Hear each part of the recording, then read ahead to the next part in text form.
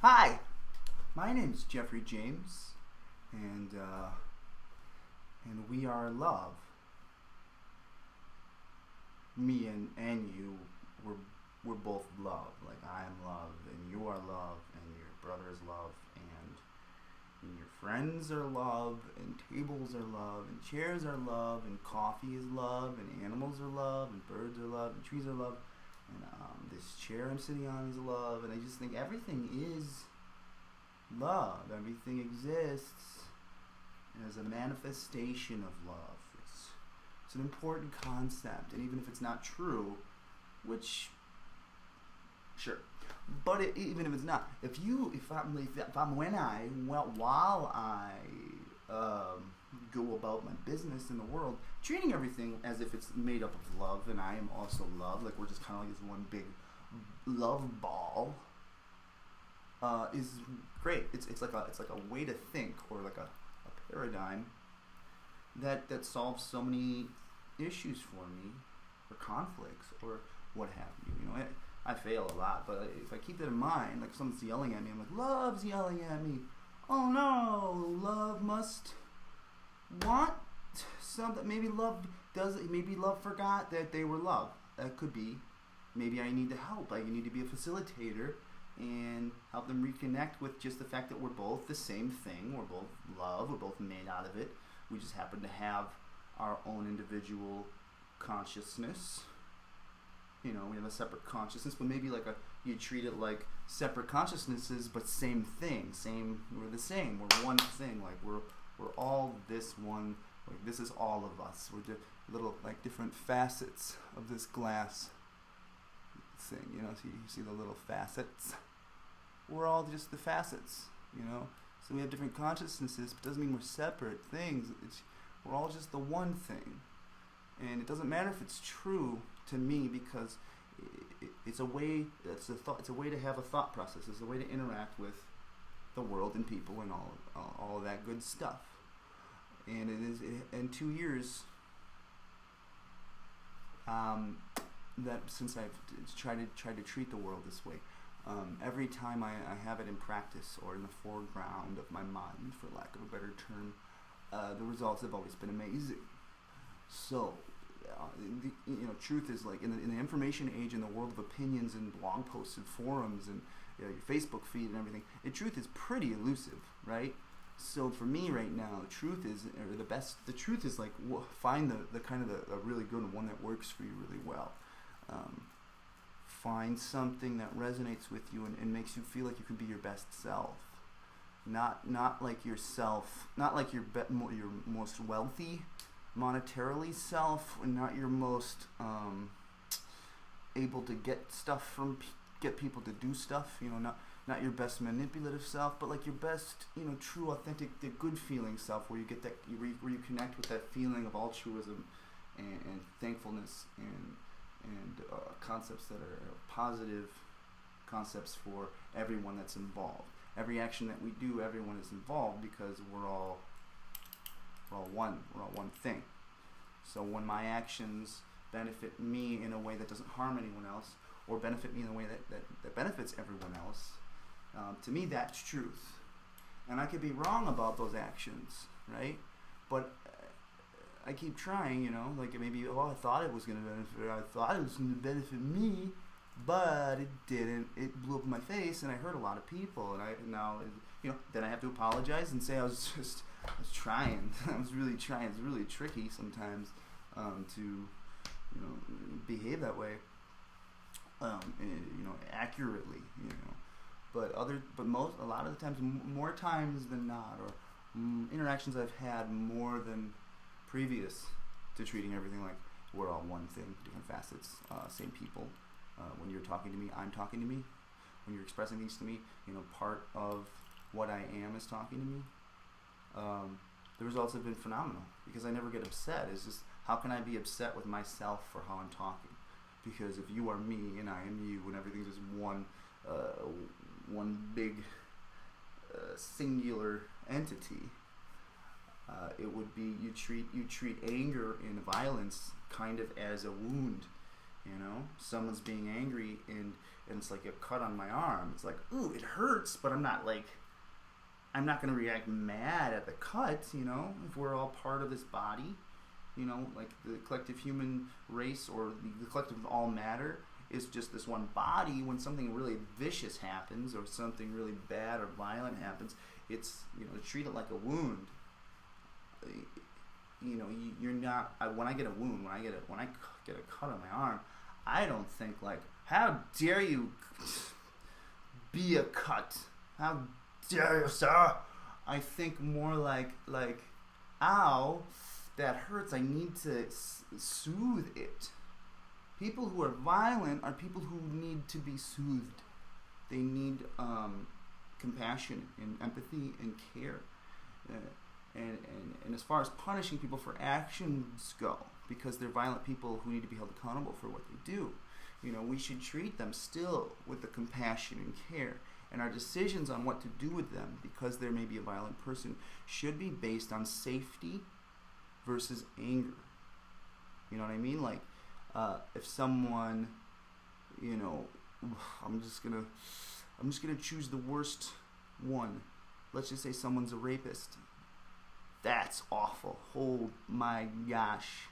And it's very easy and very probably justified. Honestly, under almost every way to think, every way that could be, every tool we have, everything would tell us, I want to murder that person. I have sisters, and I have younger sisters, and I have nieces.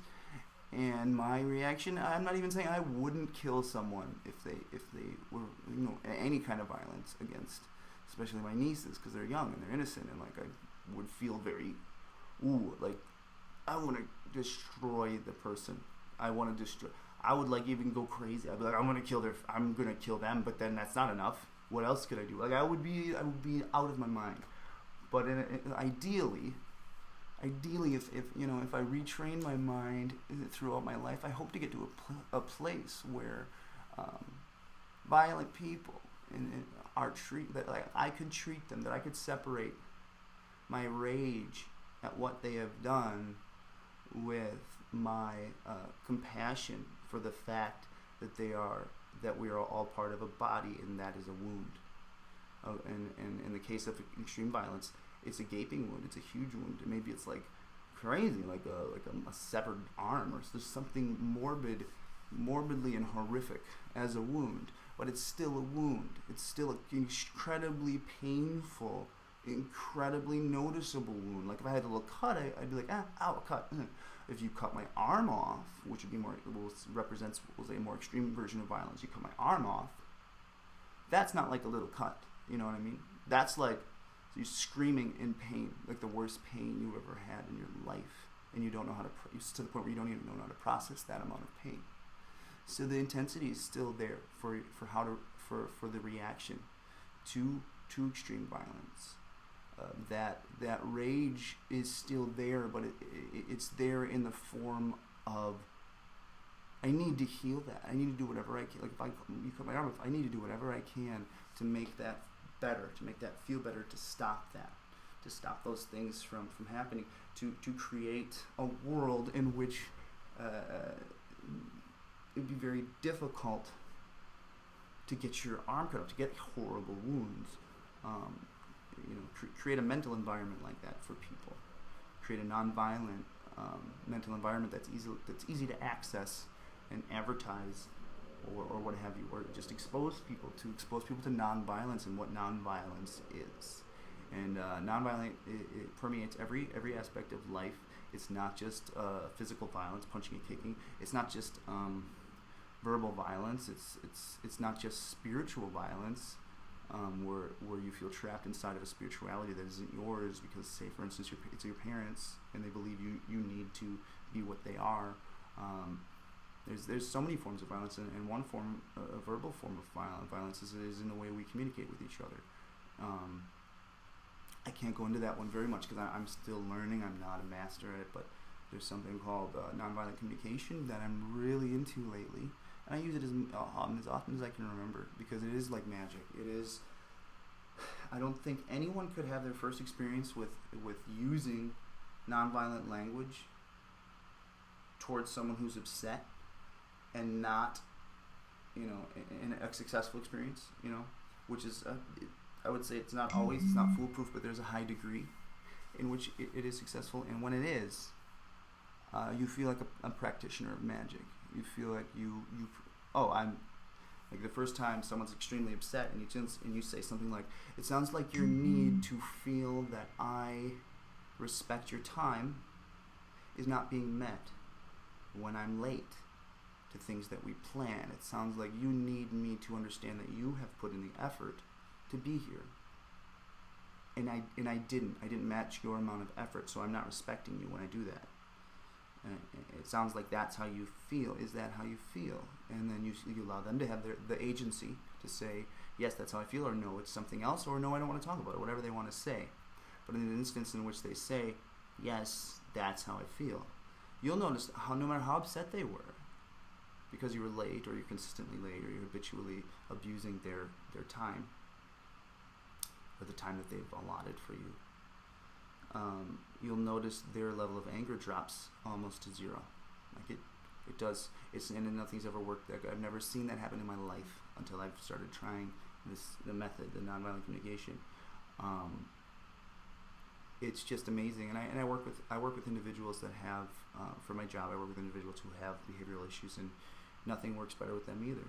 You know, I'm not good enough to not use that sort of formulaic way to say it, because it's very counterintuitive sort of language, and you have to do a lot of thought processes, because it is like a new language to learn. So having to keep so many things in mind is really tricky. Like, what is their need? What that is not being met? Okay, that's the need. How do I phrase that as a very, very, very, very polite guess based on observation instead of judgment and assessment based on 100% observation?